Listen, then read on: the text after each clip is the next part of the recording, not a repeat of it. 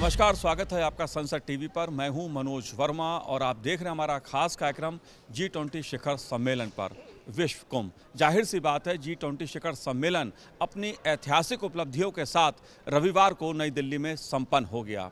ऐतिहासिक उपलब्धि कई मायनों में ये रही कि सहमति के साथ दिल्ली डिक्लेरेशन में कई महत्वपूर्ण मुद्दे, अंतर्राष्ट्रीय मुद्दे शामिल किए गए और दुनिया के आर्थिक दृष्टि से संपन्न देशों ने सहमति के साथ इस पर दिल्ली डिक्लेरेशन को अपनी मंजूरी दी। साथ ही अफ्रीकी यूनियन का G20 शिखर सम्मेलन में शामिल होना एक महत्वपूर्ण घटनाक्रम रहा और इन तमाम मुद्दों पर हम चर्चा करेंगे एक एक करके, क्योंकि G20 शिखर सम्मेलन के अंतर्राष्ट्रीय स्तर पे कई मायने हैं, कई संदेश हैं। अमरेंद्र, बिल्कुल मनोज जी, जिस तरह से G20 का शिखर सम्मेलन को महाशक्तियों के महाकुंभ के रूप में देखा जाए तो कोई अतिशयोक्ति नहीं होगी और ये इसलिए भी आयोजन खासा अहम माना जा सकता है मनोज जी, क्योंकि पहली बार भारत को जब प्रेसिडेंसी मिली तो उसके बाद लगातार एक लंबे अंतराल तक भारत ने तैयारी की और लगभग 60 शहरों में जिस तरह से भारत का ये कहें परिचय कराया गया दुनिया से,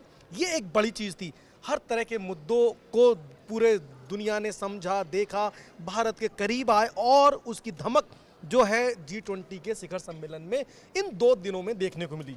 सबसे अच्छी बात मनोज जी, जो 3 सत्र हैं वसुधैव कुटुंबकम की भावना से प्रेरित होकर जो हमारा जो मूल मंत्र है भारत का, कि पूरी दुनिया अपना घर है और उसके बाद one earth, one family, one future, एक बड़ी सोच के साथ भारत जब आया और तीनों सत्र में जो 2 पहले सत्र हुए तो खासे अहम माने जा सकते हैं। और सबसे बड़ी बात, जो दिल्ली डिक्लेरेशन की जो आपने बात कही, खासे मुद्दे मनोज जी, कोई ऐसा मुद्दा नहीं था जो विकासशील देशों के लिए आगे लेके जाने में कहीं कोई कमी हो। जी बिल्कुल। आपने वसुधैव कुटुंब की बात की अमरेंद्र। जाहिर तौर पे प्रधानमंत्री नरेंद्र मोदी जी ने G20 शिखर सम्मेलन के अपने संबोधन में इस मुद्दे की शुरुआत ही मानवता केंद्रित विकास को केंद्र में रखकर की। जाहिर सी बात है, उन्होंने संदेश दिया कि पूरी दुनिया को साथ चलना होगा, मिलकर काम करना होगा, एक परिवार के रूप में आगे चलना पड़ेगा। और वसुधैव कुटुंब का जो संदेश उन्होंने दिया उसमें यह भी था कि अगर समस्या है तो समाधान भी है। जाहिर सी बात है, कोविड संक्रमण की ओर उनका इशारा था कि किस तरह से भारत ने अपने नागरिकों को सुविधा प्रदान की, किस तरह से अपने नागरिकों की सुरक्षा की, स्वास्थ्य की दृष्टि से, और साथ ही दुनिया को किस प्रकार से मदद पहुंचाई। इसका संदेश भी प्रधानमंत्री नरेंद्र मोदी ने वसुधैव कुटुंब के जरिए देने की कोशिश की। अमरेंद्र, मनोज जी, ये बहुत बड़ी बात आपने कही। जिस तरह से कोविड का कालखंड अगर देखें तो एक बड़ी सोच के साथ जब भारत ने आगे कदम बढ़ाया, क्योंकि पूरी दुनिया जिस तरह से कोविड के दौर में लड़ रही थी, उस समय दुनिया को एक न सिर्फ दिशा दी बल्कि अपने आप को स्वस्थ रख के वसुधैव कुटुंबकम की जो आपने बात की, पूरी दुनिया के स्वास्थ्य का ख्याल रखा। तो प्रधानमंत्री नरेंद्र मोदी का जो कद है, जिस तरह से उनकी सोच है, उसको पूरी दुनिया ने माना और एक विकट और कठिन परिस्थितियों में ये G20 का आयोजन माना जा सकता है, क्योंकि लगभग सभी कंट्री जो विकासशील कंट्री थे उनका लगभग यही फोकस था कि इसमें वो सारे मुद्दे एड्रेस हो जिनकी लगभग सभी कंट्री को जरूरत थी। जी, और मुझे लगता है अमरेंद्र, अगर प्रधानमंत्री जी के संबोधन की मैं बात करूं, जिस तरह से उन्होंने मानवता पर जोर दिया है कि मानवता को केंद्र में रखकर विकास करना होगा, मानवता को केंद्र में रखकर हमें फैसले लेने होंगे, एक परिवार के साथ चलना होगा। मुझे लगता है वो एक बहुत बड़ा टर्निंग पॉइंट था कि अगर ये कहा जाए कि प्रधानमंत्री जी ने वसुधैव कुटुंब की सिर्फ बात ही नहीं की अंतर्राष्ट्रीय मंचों पर, उसे दरअसल करके भी दिखाया है और कोविड संक्रमण काल उसका एक बहुत बड़ा उदाहरण है अमरेंद्र। लेकिन अगर साथ ही बात की जाए जो शक्तिशाली संपन्न देश हैं उनका जिस प्रकार से इसमें शामिल हुए हैं और जिस प्रकार से भारत को उन्होंने समर्थन दिया है, उसकी गूंज एक प्रकार से, और अगर देखा जाए उसकी छाप देखने को हमें उस दिल्ली डिक्लेरेशन में देखने को मिली, जिसमें तमाम ऐसे मुद्दे शामिल हुए जिनकी उम्मीद नहीं की जा रही थी। अमरेंद्र, मनोज जी, मैं आपकी बात से पूरी तरह से सहमत हूं और एक बात ऐड करना चाहता हूं। मैं आपको थोड़ा सा अतीत में लेकर चलता हूं, जब प्रधानमंत्री नरेंद्र मोदी की लगभग 30 साल पहले वो व्हाइट हाउस के सामने की उस तस्वीर को याद करिए, जब उन्होंने अपने 5 दोस्तों के साथ शेयर की थी और उस वक्त प्रधानमंत्री एक आम आदमी थे। और देखिए समय का बदलाव, देखिए वो नरेंद्र मोदी मुख्यमंत्री होते हुए भारत के सबसे शक्तिशाली और सबसे समर्थ प्रधानमंत्री बने और आज ये उनकी ही प्रधानमंत्री काल में ऐसा संपन्न हुआ कि G20 जैसा शिखर सम्मेलन जिसका नेतृत्व न सिर्फ भारत ने किया बल्कि वो सारे अहम मुद्दे उसको एड्रेस करने का भी प्रयास किया। जी बिल्कुल बिल्कुल जी। और सबसे बड़ी बात मनोज जी, मैं एक चीज और कहूंगा कि प्रधानमंत्री जी की एक खासियत है, वो जिस चीज का संकल्प लेते हैं उसे पूरा करते हैं। ग्लासगो की बात करूंगा, देखिए पूरे अगर G20 के शिखर सम्मेलन में बात करें, जलवायु परिवर्तन एक कॉमन सब्जेक्ट था, क्लाइमेट चेंज एक कॉमन सब्जेक्ट था, और ग्लासगो में जो भारत ने लीड ली उसकी गूंज यहाँ पे थी और पूरी दुनिया यानी कि पूरे G20 के कंट्री ने एक सुर में समर्थन किया। बड़ी उपलब्धि मानी जी बिल्कुल, जलवायु परिवर्तन का एक बहुत बड़ा मुद्दा उभर के G20 शिखर सम्मेलन में आया। ऊर्जा के मुद्दे पर चर्चा इस G20 शिखर सम्मेलन में हुई। साथ ही वित्तीय इनोवेशन की दृष्टि से भारत ने किस प्रकार डिजिटल इंडिया के जरिए एक क्रांतिकारी परिवर्तन आम आदमी के जीवन में लाया है भारत, उसको भी G20 के सदस्य देशों ने, उनके प्रतिनिधियों ने, डेलीगेट ने जानने समझने की कोशिश की और भारत ने उनको बताया कि किस प्रकार से डिजिटल क्रांति टेक्नोलॉजी के जरिए आम आदमी के जीवन में सुविधाओं की दृष्टि से लाई जा सकती है, जन कल्याणकारी योजनाओं का क्रियान्वयन किया जा सकता। मुद्दा एक बहुत बड़ा टेक्नोलॉजी का भी उभरा अमरिंद इसमें, और इसमें भी भारत ने लीड ली G20 शिखर सम्मेलन में। इस मुद्दे को आप कैसे देखते हैं? मनोज जी, मेरा मानना है कि देखिए जो व्यक्ति जो बात करता है उसके पीछे उसका पुरातन अध्ययन और उसकी जो उपयोगिता है वो सार्थकता के साथ आती है। और प्रधानमंत्री नरेंद्र मोदी की ऐसी कई जन कल्याणकारी योजनाएं आप उठा के देख लीजिए, डिजिटल क्रांति की बात हो, कितनी बड़ी योजना की उन्होंने हर व्यक्ति का खाता खुलवा दिया, हर व्यक्ति को आधार कार्ड से लिंक करा दिया। तो इतनी ट्रांसपेरेंसी आज आ गई है देश में, और वो सारी योजनाओं को न सिर्फ इन 9 सालों में सफल संचालन किया है उसका, बल्कि एक बड़े स्तर पे आम व्यक्ति को फायदा मिला है। तो ये खासियत है नरेंद्र मोदी की और उनकी सरकार की कि जिस प्रकल्प को वो लेते हैं उनका अंतिम प्रयास रहता है कि आम आदमी तक वो सारी अप्रोच हो। और मनोज जी, एक इससे अलग एक अलग बात मैं करना चाहूँगा। देखिए, जब व्यक्ति कोई आयोजन करता है और यानी होस्ट होता है, तो उस व्यक्ति के कद में कितना परिवर्तन होता है ये आपने नरेंद्र मोदी जी को प्रधानमंत्री होते हुए देखा होगा। G20 की अगवानी जब वो कर रहे थे और लगातार वो गेस्ट से मिल रहे थे, उस समय का बॉडी लैंग्वेज, सत्र के बाद का बॉडी लैंग्वेज, और आज सुबह राजघाट के पे जब वो सभी से मिले। लेकिन प्रधानमंत्री जी की एक खासियत है, एक बार में कई सारे मैसेज देने का प्रयास करते हैं, जहां न सिर्फ उन्होंने विश्व की सभी शक्तियों के साथ अपने आप को ये बताया कि हम आपके साथ हैं, बल्कि भारत को बहुत खूबसूरती से शोकेस किया। आप देखिए कि अपनी टूरिज्म की हर जगह आपको उड़ीसा का कोणार्क का चक्र भी दिखाई दिया, राजघाट पे भी, तो वो भी एक प्रधानमंत्री की खासियत है। जी बिल्कुल अमरिंद जी, आपने बहुत महत्वपूर्ण ये मुद्दा उठाया। दरअसल कूटनीति में बॉडी लैंग्वेज का, शब्दों का एक महत्वपूर्ण महत्व होता है, उनका अपना संदेश होता है, उसके अपने मायने होते हैं। और जाहिर सी बात है, प्रधानमंत्री नरेंद्र मोदी जी ने जिस तरह G20 देशों की अध्यक्षता की, भारत ने मेज़बानी की, और उसमें जो G20 देशों के सदस्य प्रमुख आए थे उनकी मेज़बानी की गई। जाहिर तौर पे वो अपने में एक संदेश था। प्रधानमंत्री जी की जो बॉडी लैंग्वेज थी, जिन शब्दों का प्रयोग उन्होंने बार बार किया, मानवता का, वसुधैव कुटुंब का, इसके भी अपने मायने हैं कि भारत दुनिया में सबको साथ लेके चलना चाहिए। आपने भारतीय संस्कृति की बात की, जाहिर सी बात है अगर बात की जाए G20 शिखर सम्मेलन दिल्ली की, तो एक बहुत बड़ा जो संदेश है वो भारतीयता का है। भारत उसकी संदेश दुनिया के सामने जिस मजबूती के साथ इस बार गया, इससे पहले देखने को कभी नहीं मिला।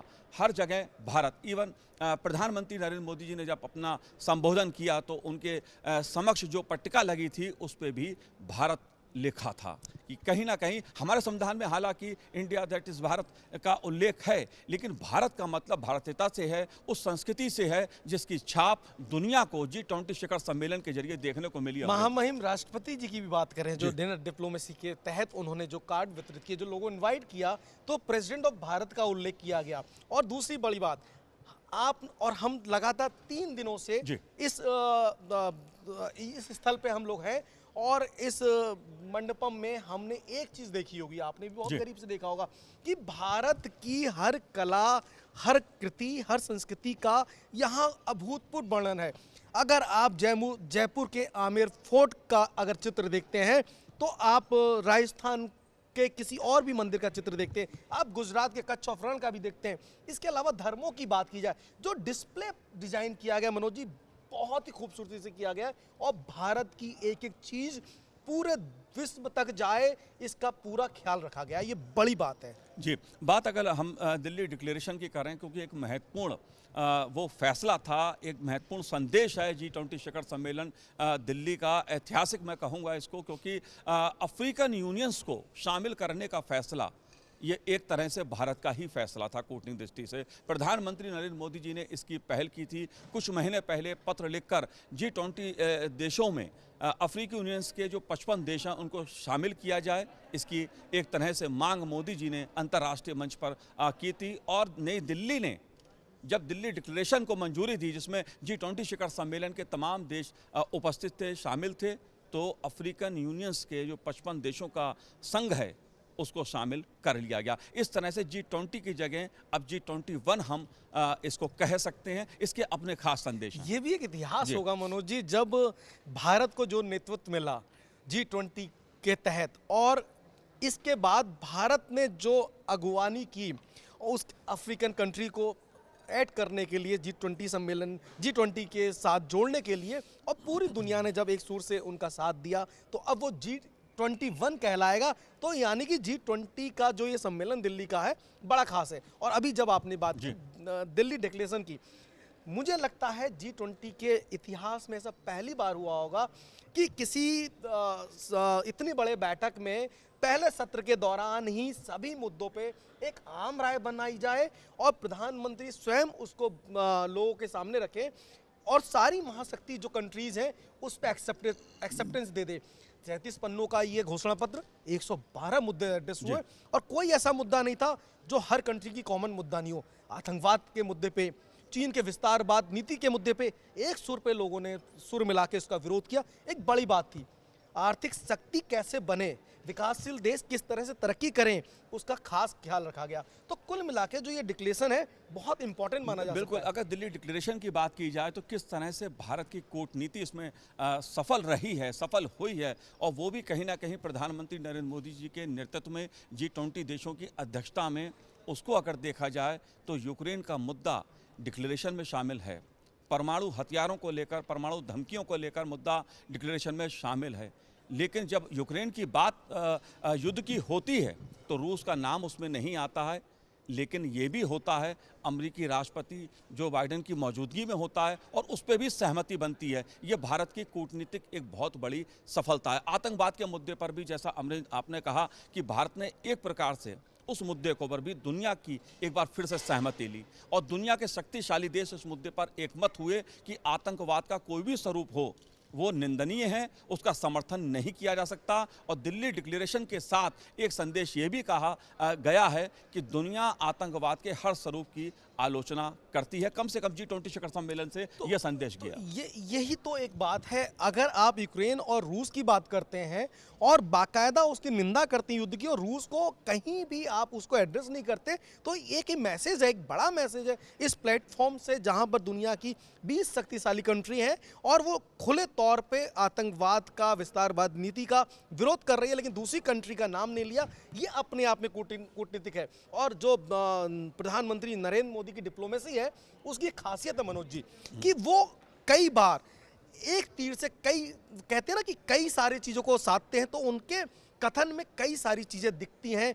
वो एड्रेस जब करते हैं तो कई सारे अहम बिंदु जो दूरगामी परिणाम देने वाले होते हैं उसको रखते हैं। और ये दिल्ली डिक्लेरेशन वास्तव में एक अहम डॉक्यूमेंट माना जा सकता है। और आने वाले समय में आप मनोज जी, आने वाले समय में जो विकासशील देश हैं उनकी तस्वीर भी इस डिक्लेरेशन से कुछ बदलेगी। जी बिल्कुल, और दिल्ली डिक्लेरेशन में कई और महत्वपूर्ण पहलू भी हैं। खासतौर से अगर बात जलवायु परिवर्तन की जाए, उस मुद्दे का भी जिक्र जो दिल्ली डिक्लेरेशन है उसमें खास तौर पे हमें देखने को मिला। मानवता केंद्रित विकास कैसे हो, इसका उल्लेख भी खास तौर से दिल्ली डिक्लेरेशन का एक बड़ा संदेश है। जिस चीज़ की ओर प्रधानमंत्री नरेंद्र मोदी ने और भारत ने जोर दिया कि दुनिया साथ मिलकर चले, हर उस मुद्दे का उल्लेख 37 पेज का जो ये डिक्लेरेशन है उसमें देखने को मिलता है। हर वो मुद्दा इसमें शामिल है। अमृत, अगर बात की जाए और आपको क्या कुछ खास लगा, अगर संस्कृति की बात की जाए, टेक्नोलॉजी की बात की जाए, तो या भारत मंडपम की बात की जाए, तो खास तौर से भारत मंडपम की भी खास तौर पे चर्चा हुई, एक आकर्षण का केंद्र वो रहा, क्या कहना? देखिए मनोज जी, मैं तो एक चीज़ कहूँगा कि आज दुनिया को भारत की विशाल संस्कृति, विशाल सभ्यता और जो अटूट संबंध है दुनिया के साथ, लोगों के साथ, एक हार्ट टू हार्ट कनेक्शन है, उसकी बानगी इस भारत मंडप में देखने को मिली। एक लघु भारत के तौर पे, मैं इसलिए कह रहा हूँ लघु भारत, कि भारत के हर कला, संस्कृति, सभ्यता की और भारतीयता की आपको झलक यहाँ पे मिली। अगर आप जहाँ से एंट्री करते हैं, भारत मंडपम के गेट से जब एंट्री करेंगे, तो आप देखिएगा कि आपके राइट साइड पर जब आप चलते हैं तो बहुत खूबसूरत कलाकृति और तस्वीर हर राज्य की आपको नजर आएगी, और साथ में मैसेज होगा वसुधैव कुटुंबकम का, जो भारत का अपना मूल मंत्र है और G20 का भी मूल मंत्र है। उसके बाद जब आगे बढ़िए, आगे देखिए, आपको जो मैसेज भारत ने दिए हैं ग्रीनरी को लेके, आपको ग्रीनरी दिखेगी।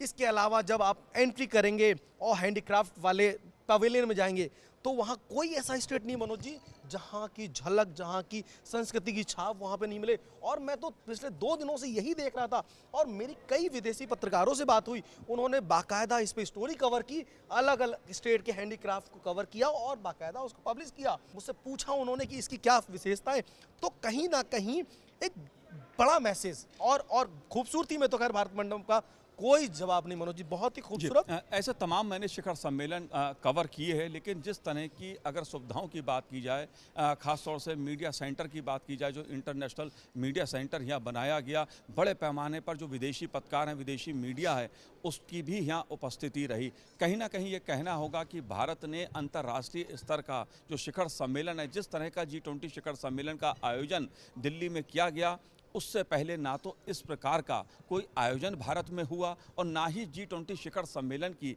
ऐसी भव्य बैठक किसी देश में देखने को मिली। जिस तरह से मनोज जी आपने कहा कि इंटरनेशनल मीडिया सेंटर, इतना भव्य मीडिया सेंटर, मुझे लगता है आपने बहुत सारे शिखर सम्मेलन कवर किए होंगे, बहुत सारे कार्यक्रम कवर किए होंगे। पहली बात तो इस तरह से किसी भी शिखर सम्मेलन में आयोजन नहीं होते कि इतने बड़े स्तर पे पूरे भारत के बड़े शहरों में कई आयोजन किए गए, जहां पर भारत की संस्कृति, सभ्यता और वो सब्जेक्ट को एड्रेस किया गया। दूसरी बात, जब पूरे देश की मीडिया आपके शिखर सम्मेलन में G20 में उपस्थित है, तो वो फ्रीडम के साथ काम कर सकें, उनको किस तरह से काम करने का और अपनी स्टोरी फाइल करने का मौका मिले। और हम पत्रकार हैं, तो पत्रकार के नज़रिए से जो जरूरत इक्विपमेंट होते हैं, क्योंकि आपकी स्टोरी को फाइल करने के बाद तुरंत उसको टेलीकास्ट करना होता है, पब्लिश करना होता है, वो सारी सुविधाएं मनोज जी यहाँ मिली। और लगभग 10,000 की जो कैपेसिटी है, उसमें पूरी तरह से इसको समाहित किया गया, और जितने जर्नलिस्ट हैं, चाहे देसी चाहे विदेशी, उन्होंने भरे पूरे मन से तारीफ की। एक बहुत बड़ी बात है कि दिल्ली में जो G20 शिखर सम्मेलन हुआ, और इस G20 शिखर सम्मेलन में दुनिया के आर्थिक रूप से जो संपन्न देश हैं वो शामिल हुए हैं। उन देशों की उपस्थिति यहाँ पर हुई है, उससे अधिक देश यहाँ पर आए अतिथि बनकर। और ऐसे में जिस प्रकार से दिल्ली की जनता का सहयोग रहा और जिस तरह से व्यवस्थाएं की गई, वो भी अपने में एक ये संदेश देता है कि जब भी अंतर्राष्ट्रीय स्तर के शिखर सम्मेलन का आयोजन होता है, तो जनता की जो भागीदारी है उसको भी हमने G20 शिखर सम्मेलन में देखा और समझा। कई शहरों में G20 शिखर से संबंधित कार्यक्रमों का आयोजन हुआ। इसके पीछे भी उद्देश्य ये था कि देश की जो जनमानस है, देश की जो जनता है, वो भी G20 शिखर सम्मेलन के जरिए उन मुद्दों से जुड़े उन मुद्दों को समझे जिनको लेकर भारत वैश्विक वसुधैव कुटुंब का संदेश वैश्विक स्तर पर लगातार दे रहा है।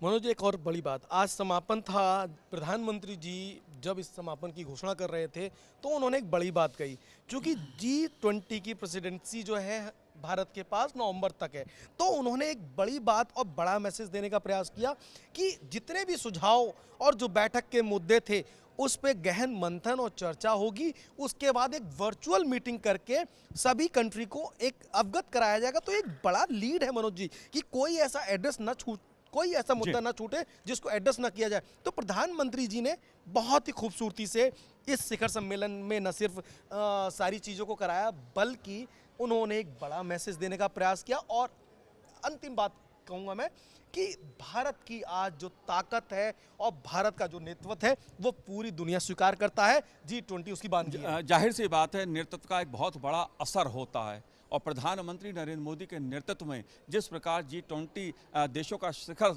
सम्मेलन सफल रहा नई दिल्ली में, वो उस विज़न को दिखाता है कि प्रधानमंत्री नरेंद्र मोदी की जो दूरदर्शिता है कि दुनिया को साथ लेकर चलने की, one earth one family one future की, वसुधैव कुटुंब की, उसके साथ दुनिया चलने को तैयार है। तो आज इस कार्यक्रम में इतना ही। हमें दीजिए आज्ञा। नमस्कार।